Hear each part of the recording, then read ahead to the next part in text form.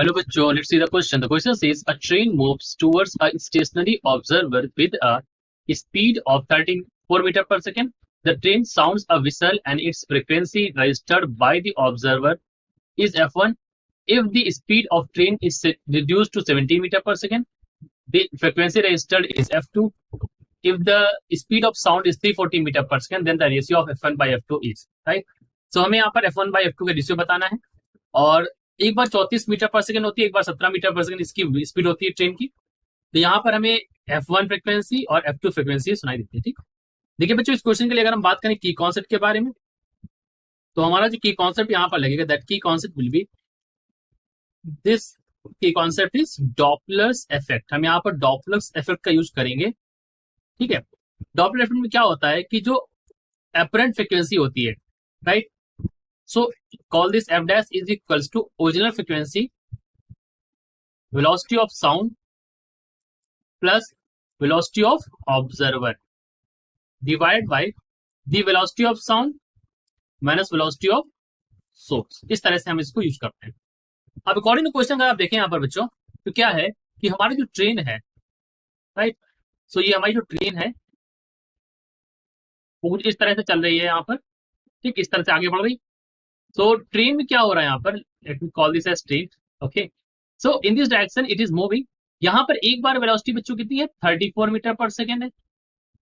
तो यहाँ पर आपका ऑब्जर्वर खड़ा हुआ है, इसको सुनाई दे रहा है F1 frequency.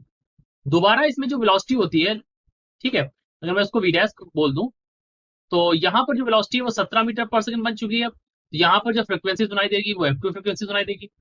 So due to this तो हमारे पास दो इक्वेशन बन सकती है। ठीक है, तो एक बार हम लेंगे यहाँ पर F1 के टर्म्स में, एक बार लेंगे F2 टर्म्स में। सो F डैश जो है यहाँ पर वो मैं F1 के टर्म्स में ले रहा हूँ। So F1 is equal to F0। और देखिए ऑब्जर्वर रेस्ट पर है तो हमारा ये जो वैल्यू है ये हमारी 0 होगी इस क्वेश्चन के लिए। तो हमारा हो जाता है 340 divided by 340 minus velocity of source कितनी है, 34। तो ये इक्वेशन हो गई। फिर सेकंड कंडीशन में लीजिए F2 इज इक्वल टू, यहाँ पर आपका हो जाएगा F0।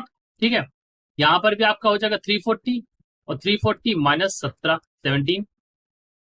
ठीक, अब इसको सॉल्व करेंगे तो दोनों सॉल्व कर लीजिए। हमको F1 बाई F2 चाहिए तो F1 बाई F2 यहां से निकाल सकते हैं। सो F1 बाई F2, देखिए F0 340 F0 340 दोनों में कॉमन है तो यह तो हट जाएगा। तो हमें क्या मिलेगा, हमें मिल जाएगा यहाँ पर देखिए 340 माइनस 17 डिवाइडेड बाई 340 माइनस 34।